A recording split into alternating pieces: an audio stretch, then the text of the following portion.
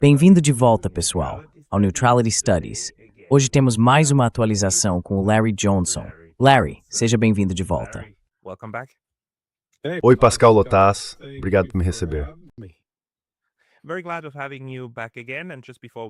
Muito bom ter você de volta. E antes de começarmos, mais uma vez, pessoal, o Larry agora tem um canal excelente junto com o Pepe Escobar, onde eles fazem muitas análises. Se você é fã do Larry, dá uma olhada também no Transition Protocol. O Transition Protocol existe em 8 outros idiomas, incluindo espanhol, alemão, francês e chinês. Então, se você estiver assistindo essa transmissão em outro idioma, confira também os canais de idioma do Larry e do Pepe. Dito isso, Larry, a guerra no Irã voltou com força total. Qual é a sua análise da situação?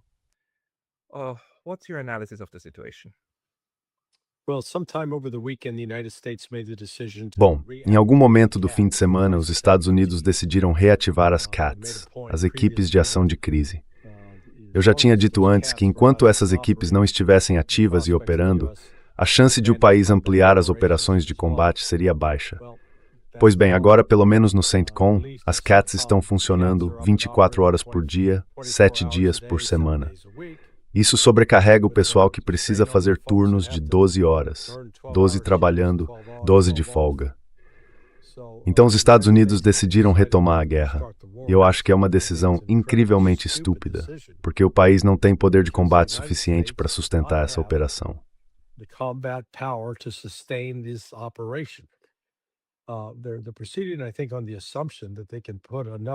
Eles estão agindo, eu acho, com base na suposição de que podem aplicar pressão militar suficiente para que o Irã recue, dê um passo atrás e que os Estados Unidos consigam reduzir a capacidade do Irã de lançar mísseis de cruzeiro de defesa costeira, drones e mísseis balísticos de curto alcance contra navios que tentem ignorar os protocolos iranianos no Estreito de Hormuz, ou, como eles chamaram, a Autoridade do Estreito do Golfo Pérsico, a PGSA.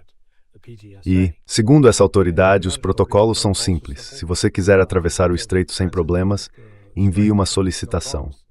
Nessa solicitação, informe o nome do capitão do navio, o dono da embarcação, o nome do navio, o destino, a quantidade e o tipo de carga que está sendo transportada e as nacionalidades da tripulação.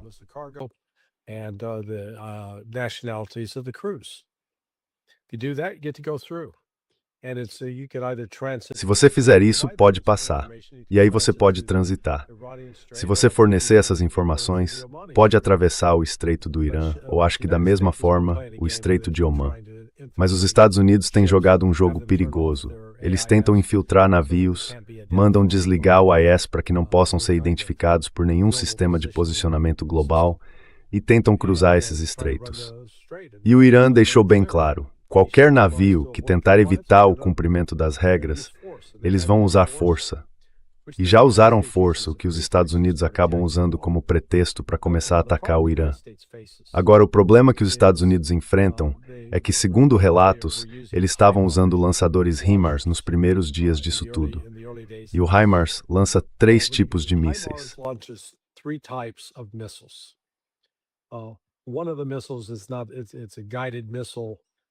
Um dos mísseis é guiado, faz parte de um sistema de lançamento múltiplo de foguetes.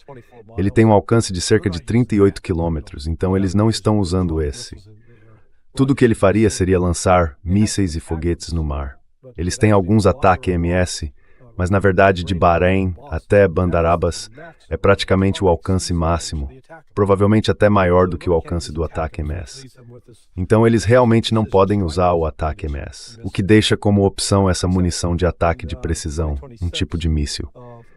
Só que no ano fiscal de 2026, a Lockheed Martin produziu um total de apenas 56 unidades. Se eles dispararem 8 por dia, acabam em 7 dias. Ou seja, não tem quantidade suficiente. Isso faz com que precisem usar mísseis de cruzeiro lançados de navios ou de aeronaves. E eles têm um número limitado de Tomahawks e também um número limitado de Jazz.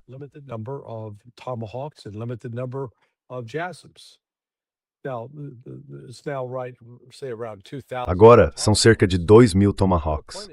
O ponto é o seguinte: a cada dia que passa, se eles lançam 1, 10, 20, Isso significa 20 a menos do que tinham no dia anterior. E se continuarem assim todos os dias, o estoque vai diminuindo de forma significativa. Eles não têm capacidade de repor esses mísseis na mesma velocidade em que são usados. Na verdade, é o contrário. Eles talvez consigam produzir 2 Tomahawks por mês. Mas se usarem 60 em um mês, estão operando no vermelho. Então os Estados Unidos estão tentando travar uma guerra que materialmente não conseguem sustentar. Esse é o primeiro ponto. O segundo é que o Irã está lançando mísseis balísticos de volta. E para deixar claro, os alvos que os Estados Unidos estão tentando atingir provavelmente passam de 1.200 a 1.500 diferentes alvos.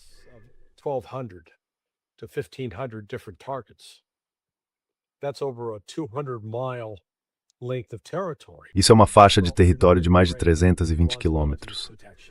Olha, não dá para reduzir a capacidade do Irã de atacar navios. Os Estados Unidos simplesmente não têm mísseis suficientes para destruir tudo isso.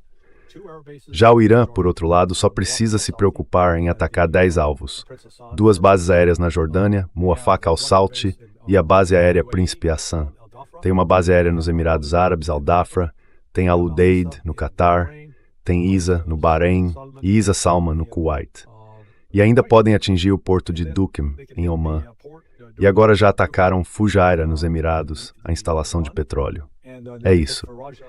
Então o Irã pode continuar bombardeando esses locais dia após dia, até chegar a um ponto em que eles vão estar tão danificados, tão destruídos, que os Estados Unidos vão ter que abandoná-los. Hey, just a very quick note, the best way to support this channel is by signing up for my free Substack. You can also help with a paid subscription there, or you can get some of our new merch on neutralitystudies.com. Links below. See you there.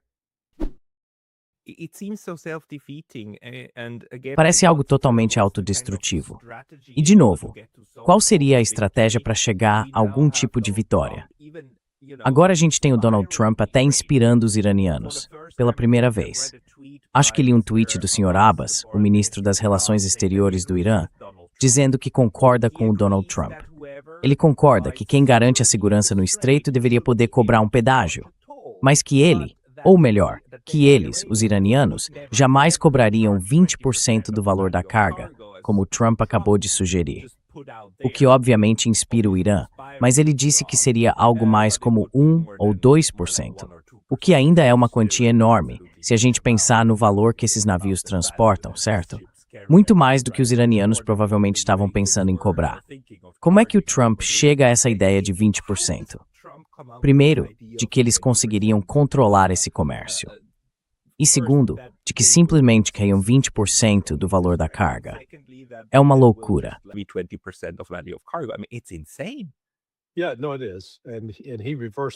Sim, é sim. E ele voltou atrás ontem naquela história dos 20%. Disse algo tipo, deixa pra lá, vamos nos preocupar em conseguir investimentos desses países. Mas o problema, no fim das contas, é que os Estados Unidos precisam do petróleo bruto que vem do Golfo Pérsico, porque é um petróleo mais pesado, com mais enxofre. Eu sei que tem gente cansada de me ouvir falar disso, mas é esse tipo de petróleo que as refinarias americanas foram projetadas para processar e produzir diesel e combustível de aviação.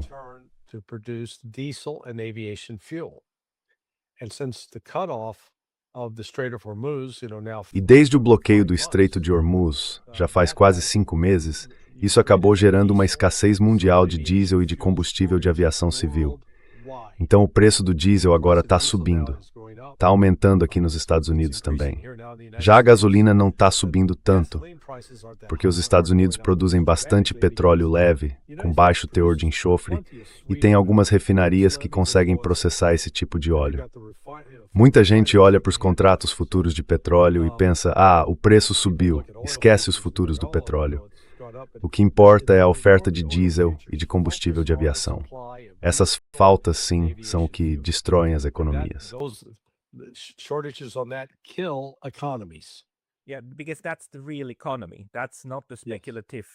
Porque essa é a economia real. Não é a parte especulativa de aposta da economia. É isso que vai deixar tudo mais caro. Não só o combustível no seu posto, mas até o pacote de batata que você quer comprar na loja de conveniência. Tudo isso precisa ser transportado. Mas além disso, o que me surpreendeu foi que a Arábia Saudita retomou a guerra com o Iêmen. Se tem algo que pode piorar ainda mais essa crise, seria outro bloqueio de estreito, certo? Qual é a lógica disso? Legalmente, what step weti? And what's the current situation actually? It's an example of lack of strategic thinking. Isso é um exemplo de falta de pensamento estratégico. Então se coloca na situação, você é a Arábia Saudita. Você não consegue mais exportar o mesmo volume de petróleo que exportava quando o Golfo Pérsico estava aberto. Agora você está mandando esse petróleo por um oleoduto que passa por Yanbu, na costa oeste. Então digamos que agora você consiga exportar uns 5, 6 milhões de barris. E aí vem a sua estratégia. Vamos atacar o Iêmen, atacar os Houthis, para que eles fiquem motivados a nos atacar e talvez lancem mísseis balísticos contra Yanbu, para paralisar a nossa produção de petróleo e fechar a Bab al-Mandab. Que plano, hein? Excelente plano. Você olha para isso e pensa, é uma estratégia completamente insana. Claro que é. E o que é importante notar é que depois desse primeiro ataque, os Houthis não perderam tempo. Eles atingiram 2 bases aéreas na Arábia Saudita e disseram, o próximo é Yanbu. E o que a Arábia Saudita fez? Disse, deixa pra lá, não era bem isso que queria dizer.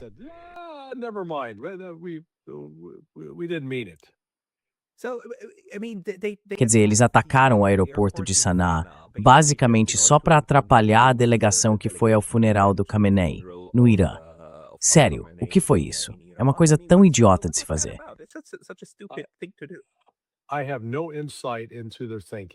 Eu não tenho nenhuma noção do que eles estavam pensando. Eu diria que foi falta de pensar mesmo. Acho que foi algo mais emocional. Mas você não acha que isso teve influência dos Estados Unidos, certo? Pode até ter tido, e eles foram ingênuos o bastante para cair nessa. Se isso veio dos Estados Unidos, os sauditas, que vergonha por terem ouvido os americanos, porque os Estados Unidos só criaram problemas ainda maiores para eles.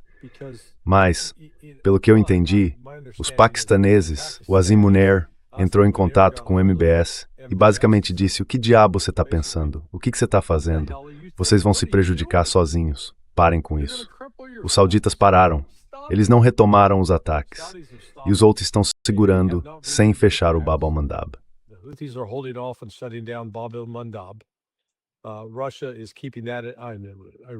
A Rússia está mantendo isso. O Irã está guardando essa carta na manga para, apertar o cerco enquanto esses ataques continuam. Então ontem, o Irã anunciou, ok, agora não estamos mais vinculados ao memorando de entendimento. Os Estados Unidos rejeitaram, romperam o acordo, quebraram o cessar-fogo, estão restabelecendo o bloqueio, voltando a impor sanções. Eles violaram todos os pontos do memorando. Então o Irã disse, não estamos mais obrigados a cumpri-lo. E, por causa disso, eu acho que o Irã vai começar a cobrar pedágio para passagem pelo Estreito de Hormuz. E isso vai liberar o Hezbollah para começar a atacar soldados israelenses.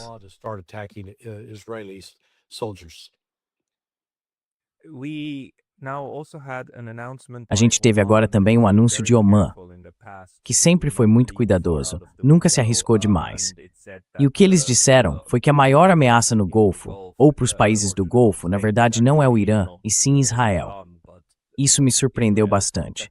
Os omanitas são extremamente cautelosos. Então será que a gente está vendo uma espécie de reavaliação do equilíbrio de forças na região do Golfo? Porque veja, Omã sempre foi o país neutro do Golfo. Isso é bem claro. E eles dizem isso até na página de política externa. Eu até fiz um vídeo sobre isso há pouco tempo. Lá está escrito de forma bem direta: queremos ser amigos de todos. Isso inclui o Irã, inclui o Conselho de Cooperação do Golfo e por aí vai. Ou seja, eles sempre jogaram com a carta da neutralidade. Mas você acha que agora os próprios países do Golfo, o grupo mais amplo, estão voltando a olhar para a situação e reavaliando tudo?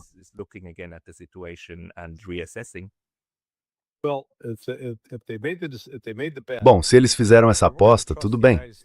Eles decidiram confiar nos Estados Unidos para protegê-los. Pensaram, os Estados Unidos são maiores, têm mais poder militar do que o Irã. Mas agora estão descobrindo que isso não é verdade, que por mais bombardeios que os Estados Unidos tentem fazer ao longo da costa oeste do Irã, perto do Estreito de Hormuz, no Golfo Pérsico, o Irã tem suprimentos e munições de sobra para reagir com força. e causar sérios danos a qualquer país do Golfo que resolva ficar do lado dos Estados Unidos.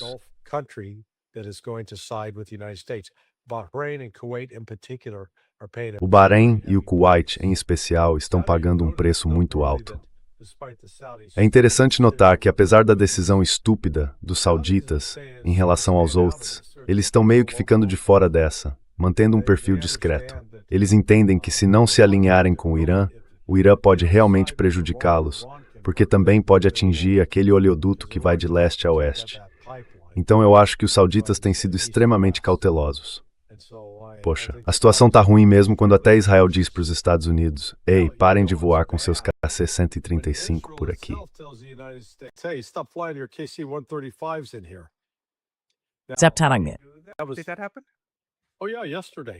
Isso aconteceu? Ah, sim, ontem. O Ministério dos Transportes. Agora, aparentemente, hoje o Netanyahu cancelou, revogou, mas isso é só mais um sinal. Israel reconhece, ou deixa eu explicar o cenário, a maior parte das operações aéreas dos Estados Unidos com aviões de asa fixa está saindo da Jordânia. Quando essas bases forem destruídas, e eu acho que já estão nesse processo, os Estados Unidos vão ter que se realocar. E para onde eles vão? Síria? Líbano? Não. Eles não têm outro lugar para ir, a não ser Israel.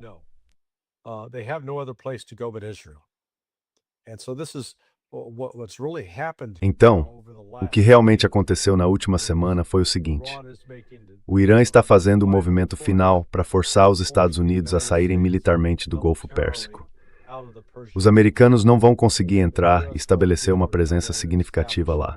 Eles estão muito expostos, e os sistemas de defesa aérea deles não funcionam contra os mísseis balísticos do Irã. Para falar a verdade, nem contra alguns drones eles funcionam. Ontem mesmo, a gente viu no Kuwait um depósito sendo atingido 2 vezes por drones.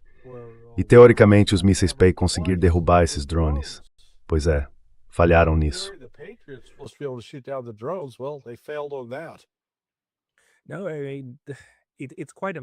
Não, é realmente impressionante. Quer dizer, por um lado, a gente subestimou muito a capacidade militar do Irã. Por outro, a capacidade militar dos Estados Unidos foi superestimada por praticamente todo mundo, inclusive, eu diria, pela própria população chinesa. Mas os iranianos também deixaram isso muito claro há bastante tempo. Eles disseram que o objetivo agora, nessa guerra que os Estados Unidos começaram do lado deles, é garantir que os Estados nunca mais consigam fazer algo assim. E isso significa exatamente o que você está dizendo: empurrar os americanos para fora do Golfo e provavelmente de toda a região o mais longe possível. E se eles conseguirem alcançar isso por meio de negociações, de memorandos de entendimento e tudo mais, é isso que vão fazer.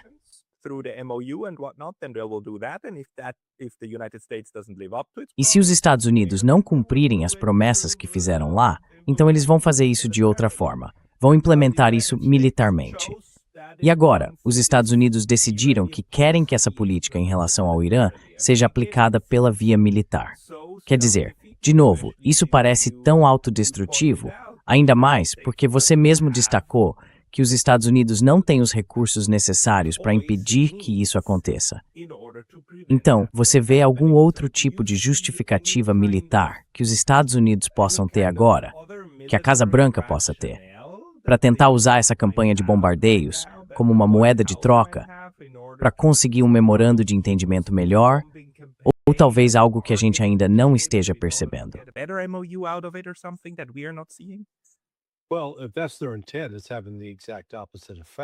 Bom, se essa é a intenção deles, está tendo exatamente o efeito contrário. E para quem quiser argumentar que a China vai pressionar o Irã por causa da instabilidade no Golfo Pérsico, deixa eu sugerir outra coisa.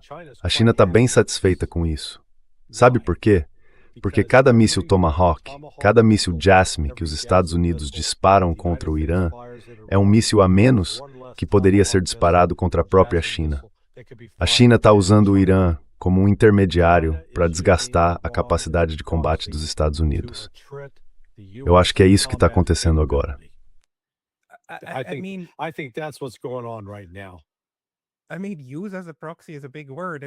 Quer dizer, usar como intermediário é uma expressão forte.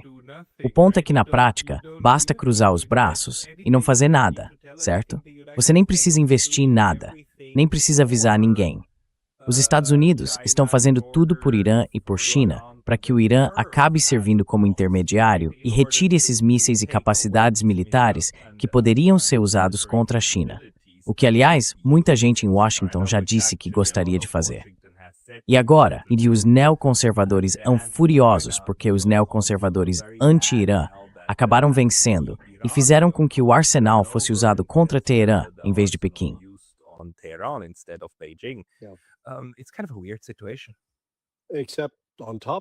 É uma situação meio estranha. Além disso, a China está fornecendo mísseis para o Irã e também informações de inteligência. Pelo que parece, o Irã usava GPS antes, mas abandonou o sistema. Agora eles estão usando o Baidu. Então, de repente, algumas das vantagens que os Estados Unidos tinham, como identificar a localização de pessoas, já não existem mais. E vale lembrar que China e Rússia assinaram um pacto de defesa com o Irã. Acho que foi no dia 28 de janeiro. E, na minha opinião, tanto a China quanto a Rússia estão cumprindo esse acordo. Eles veem isso, com razão, como uma forma de enfraquecer ainda mais os Estados Unidos militarmente. Acho que os dois ficaram surpresos no ano passado, quando os Estados Unidos não conseguiram derrotar os Houthis. Eles tentaram, e depois o Trump entrou com mais força, mas acabou sofrendo perdas maiores. No fim das contas, os Houthis conseguiram expulsar 2 porta-aviões do Mar Vermelho.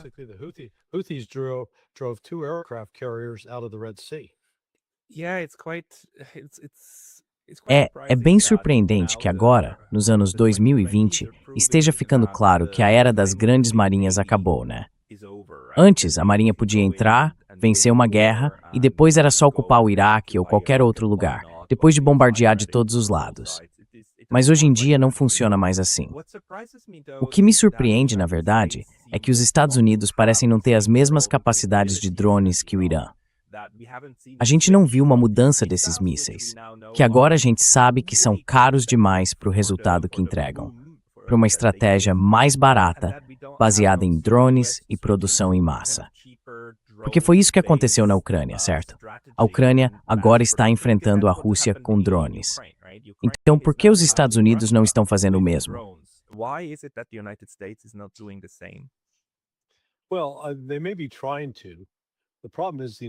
Bom, talvez eles estejam tentando, sim. O problema é que, institucionalmente, os Estados Unidos têm uma tendência a produzir esses drones caríssimos. Por exemplo, o MQ-9 Reaper, só a estrutura dele custava cerca de 35 milhões de dólares. E quando você adiciona os módulos ópticos e os de armamento, o preço sobe mais 35 milhões. Então você acaba com um drone de 70 milhões de dólares que os próprios Estados Unidos estão derrubando. O maior choque para mim foi quando eu soube do Triton. O Triton é um drone enorme, 250 milhões de dólares por unidade, e o Irã voa em enormes morses.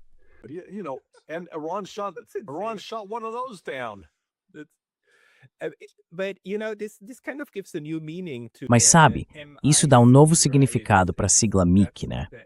Agora é a captura militar industrial. Você não consegue escapar dos contratantes de defesa que já existem. Eles produzem o que têm e, por isso, gastam dinheiro no Capitólio para fazer você comprar o que está no estoque deles. E aí você acaba não conseguindo inovar tanto quanto alguém menor, aquele que precisa ser ágil para sobreviver.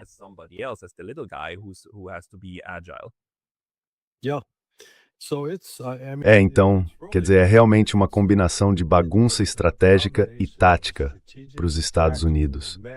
Porque agora já tem gente falando que o país pode tentar algum tipo de operação terrestre.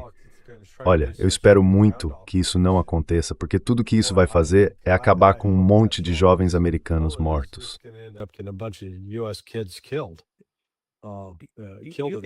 Você acha que eles estão levando isso a sério? Digo, parece uma loucura, mas as pessoas que fazem esse tipo de coisa são mesmo loucas. Mas mandar tropas, seja lá para onde for, mesmo que seja para uma dessas ilhas, isso parece uma sentença de morte.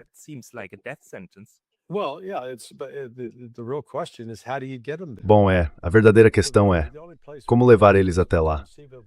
O único lugar onde os Estados Unidos poderiam, de forma realista, fazer uma operação anfíbia seria em Chabahar. Mas não se trata só de conseguir desembarcar alguns fuzileiros navais na praia. Como manter eles lá? Como reabastecer? Porque no momento em que os navios se aproximarem demais, o Irã tem um monte de mísseis antinavio prontos para atacar qualquer embarcação que chegue tão perto. E para fazer uma operação anfíbia, eles vão ter que chegar perto. Então, sinceramente, eu não vejo como fazer isso sem colocar os fuzileiros em risco.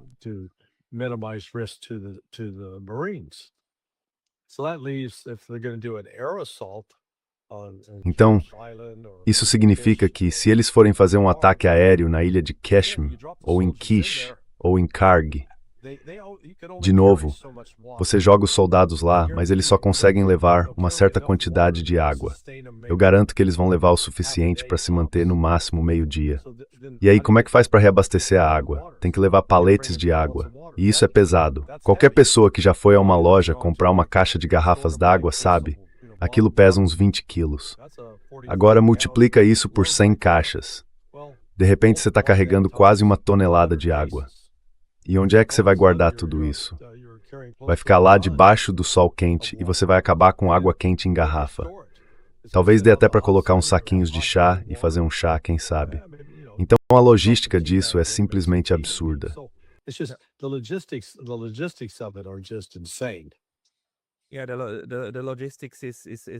A logística é, e sem logística não dá para fazer. Quer dizer, é totalmente impossível sustentar isso.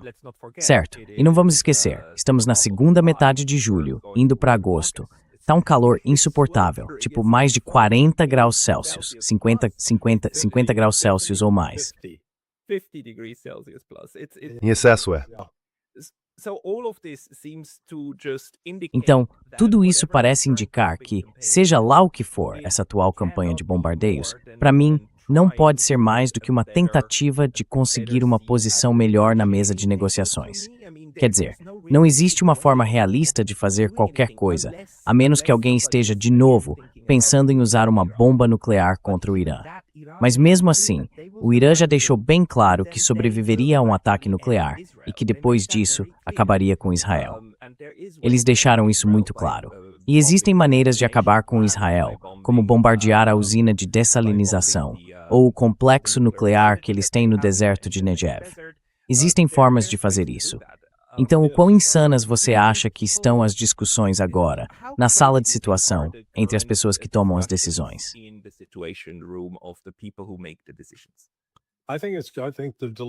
Eu acho que é uma ilusão.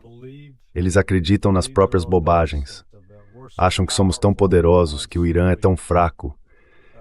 Dizem que destruímos o exército iraniano, destruímos a força aérea, destruímos a marinha, então eles realmente não teriam nada para reagir. Isso simplesmente não é verdade.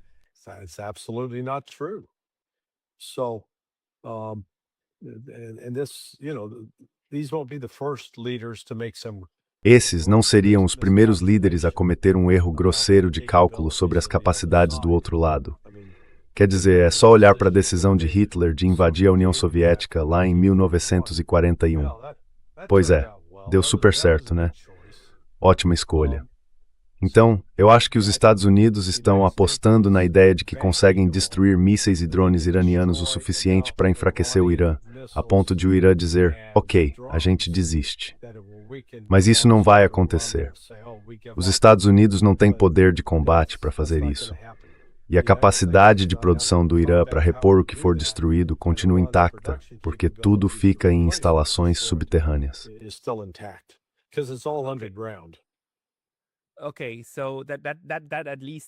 Ok, então isso pelo menos parece algo que pessoas racionais poderiam propor. A ideia não é, vamos vencer, mudar o regime e tudo mais, mas sim chegar ao ponto de reduzir a capacidade dos iranianos de atirar contra navios. E aí, como temos nosso pessoal na região, controlamos o Estreito de Hormuz e continuamos enfraquecendo a capacidade deles. Mas isso parte da suposição de que os Estados Unidos conseguem produzir mais do que o Irã.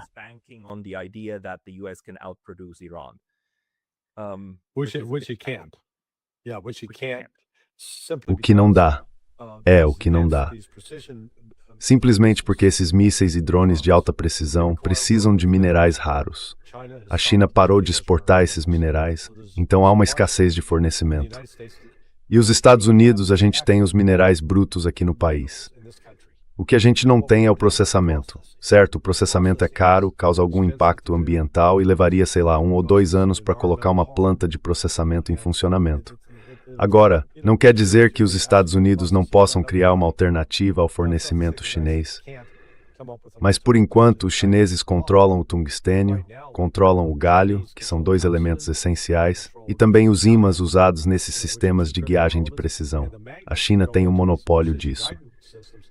Então, como você mesmo disse, tudo se resume à logística. A logística, se você não tem logística, você não sobrevive.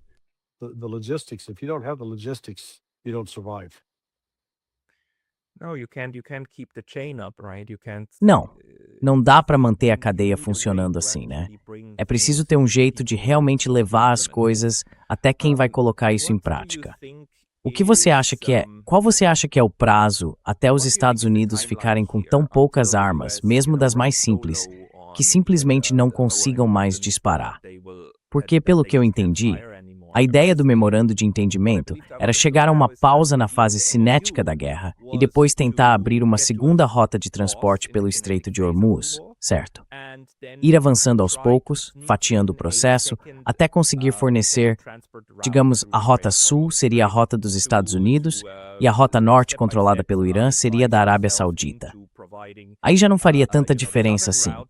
Você acabaria estabelecendo, na prática, que controla metade desse comércio. E o Irã bloqueou isso, né? O Irã disse não. E agora os Estados Unidos estão irritados porque o Irã disse que não dá para fazer isso. E estão meio que reagindo com raiva. Mas qual é o cronograma que você enxerga daqui para frente? I'd say another 2 weeks, tops. Eu diria mais 2 semanas, no máximo. Então lembra, foi a primeira guerra, aquela que começou no dia 28 e durou 5 semanas, mais ou menos 40, 45 dias, certo? Então por que ela terminou no 45º dia? O que estava acontecendo nos bastidores que levou os Estados Unidos a buscar um cessar-fogo? É o petróleo. Quando a guerra começou no dia 28 e o Estreito de Hormuz foi fechado, isso impediu que os navios cheios de petróleo saíssem de lá. Mas já havia navios em alto mar, fazendo suas viagens finais para descarregar a carga. Então, na prática, não houve uma escassez real por uns 40 dias. Acho que o último navio levou uns 44 dias para chegar ao porto final. Foi aí que os Estados Unidos perceberam que estavam com falta desse tipo de petróleo mais pesado, o chamado sour crude. Esse tipo é essencial para produzir diesel e combustível de aviação. É por isso que Trump buscou o cessar-fogo e assinou o memorando de entendimento. Porque lembra, ele disse no G7, vamos ficar sem petróleo em 4 semanas. Pois é, esse cálculo não mudou. That calculation hasn't changed. Isso meio que explica porque o Trump não teve problema nenhum e quis assinar aquilo tão rápido. Porque, sabe, na época todo mundo dizia que era um documento de rendição e ainda por cima, assinado em Versalhes. Quer dizer, obviamente ele não liga para isso ou nem percebe a ironia da situação. Mas basicamente, ele assinou porque estava muito claro. Aquilo não significava nada mesmo. Era só um botão de pausa, que dava pra gente mais 1 ou 2 meses para continuar levando mais petróleo cru pelo estreito. Isso dava tempo pra gente se reorganizar e depois partir pro segundo golpe, certo? Então, no fim das contas, não importa o que está escrito naquele papel, né? Podia ser qualquer coisa, porque no fundo é só uma pausa. E essa pausa já acabou, não é?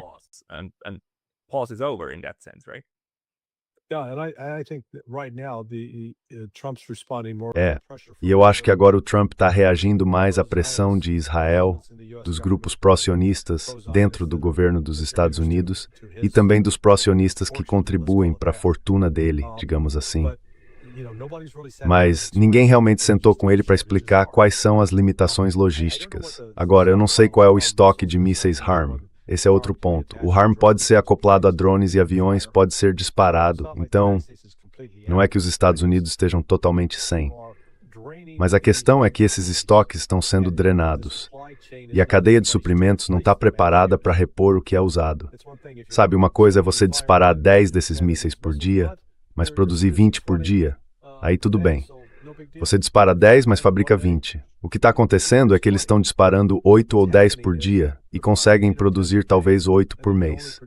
Então, se você fizer as contas, em 30 dias, digamos, dispares por dia são 300 e só repõem 8. Ou seja, estão entrando em déficit. And you've only replaced 8, so you're going into deficit spending. É bem impressionante. E aqui, gastar mais do que se arrecada não é como no caso do Fed, né? Que você pode simplesmente criar dinheiro do nada. Você não fabrica mísseis apertando um botão. É outro jogo. É a economia real, assim como o petróleo faz parte da economia real. Mas tudo bem, nesse caso, o que o Irã precisa fazer é continuar de pé e continuar atirando por mais tempo do que os Estados Unidos conseguem. Então, você acaba se colocando numa desvantagem estrutural que é realmente impressionante.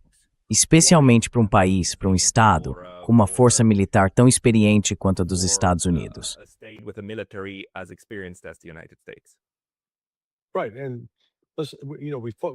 Certo. E veja, a gente está obcecado com o petróleo, ou pelo menos com petróleo pesado, aquele com alto teor de enxofre que é usado principalmente para produzir diesel e combustível de aviação. Mas o mundo já enfrenta uma escassez desse tipo de petróleo. Agora, com o bloqueio sendo ampliado e o fechamento do Estreito de Hormuz, a situação piora ainda mais. Isso agrava o problema, não resolve.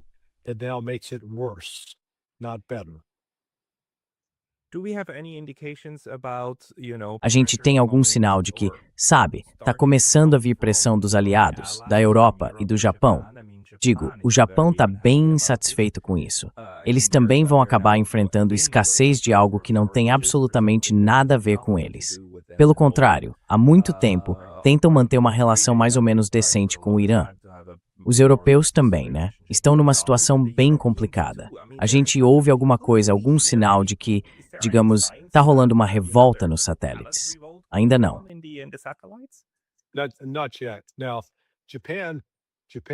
Agora, o Japão, assim como a Coreia do Sul, eu sei que há pelo menos 3 ou 4 petroleiros que saíram do Irã desde o dia 17 de junho e estão a caminho do Japão. Então o Japão vai ter uma espécie de folga de 3 ou 4 semanas agora, porque pelo menos tem um pouco de petróleo chegando. Mas quando essa remessa acabar, não vai ter mais nada a caminho. E aí eles vão voltar à mesma situação em que estavam 40 dias depois do início da primeira fase dessa guerra. E é isso que muita gente não entende. As pessoas pensam em petróleo como se fosse tudo igual. Mas é preciso diferenciar entre o petróleo leve, o chamado sweet crude, e o pesado, o sour crude. Os Estados Unidos produzem um excedente do petróleo leve, mas 70% das refinarias americanas foram construídas especificamente para processar o petróleo pesado, não o leve. E não é só uma questão de apertar alguns botões ou instalar um novo sistema no computador. Não, é muito mais complicado e caro do que isso.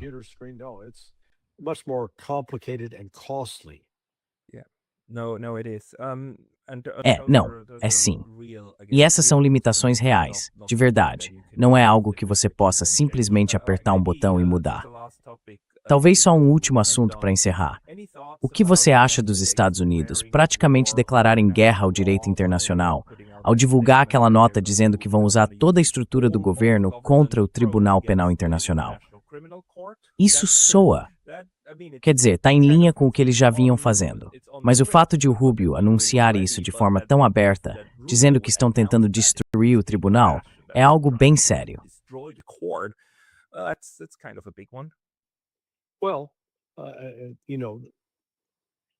Olha, o Sergei Lavrov disse que os Estados Unidos são incapazes de cumprir acordos. E ele está certo. Na verdade, a gente tem vários casos em que os Estados Unidos simplesmente abandonaram tratados e acordos internacionais. O Tratado Antimísseis Balísticos é um exemplo. O Acordo de Forças Nucleares de Alcance Intermediário é outro. E aquele acordo que foi feito entre Putin e Trump, a mesma coisa. Os Estados Unidos também se afastaram dele. A Rússia tem sido bem clara.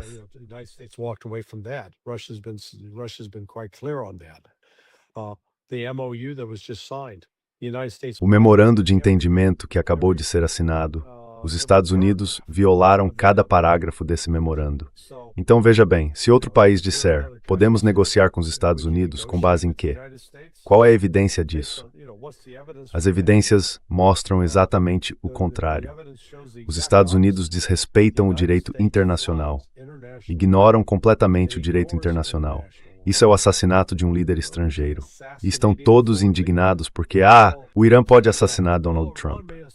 Ora, gente, vocês já realizaram várias execuções de cientistas nucleares do general Soleimani e agora do Ayatollah Ali Khamenei. Os Estados Unidos não têm moral nenhuma para falar ou reclamar disso.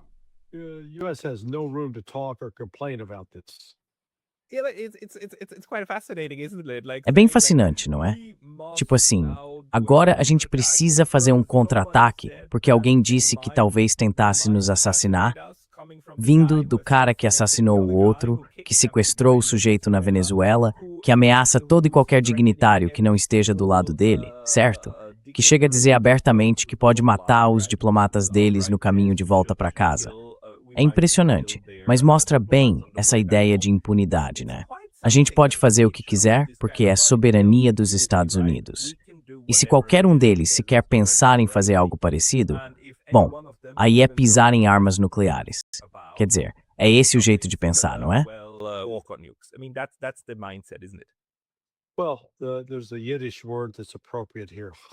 Bom, tem uma palavra em Yiddish que cai perfeitamente aqui. Chutzpah. Veja só, os Estados Unidos, em 2003, declaram: meu Deus, precisamos atacar o Iraque porque eles têm armas de destruição em massa. Especialmente, dizem, eles têm armas químicas e biológicas. E de onde o Iraque conseguiu essas armas químicas e biológicas? Pois é, dos próprios Estados Unidos. Foram os Estados Unidos que forneceram os precursores e também os agentes biológicos. Então é como se fôssemos o incendiário que põe fogo na casa e depois diz que precisa processar o dono porque a casa está pegando fogo, sendo que fomos nós que acendemos o maldito fogo. Entendeu? Essa é a definição clássica de chutzpah. That is classic definition of chutzpah. Olha, a ousadia é realmente impressionante. Mas, Larry, muito obrigado pelas suas análises aqui. Não quero te prender por mais tempo, já está ficando tarde aí. Quero mostrar de novo para todo mundo que eles podem te encontrar no Transition Protocol. Dá para achar em espanhol, em francês, em alemão, em outras línguas e também em russo. E o seu canal em inglês também está no Transition Protocol. E também o site sonar21.com. Sonar21.com, para quem quiser ler o que o Larry publica, as análises que ele faz. Quer dizer, você escreve textos ótimos, bem detalhados, cheios de dados. Tem algo que você queira acrescentar agora? Não, é que sabe, tinha um jogador de beisebol famoso dos anos 60, o Yogi Berra, que era conhecido por sempre soltar umas frases meio trocadas, sabe? E uma das mais conhecidas dele era: é como se fosse um déjà vu de novo.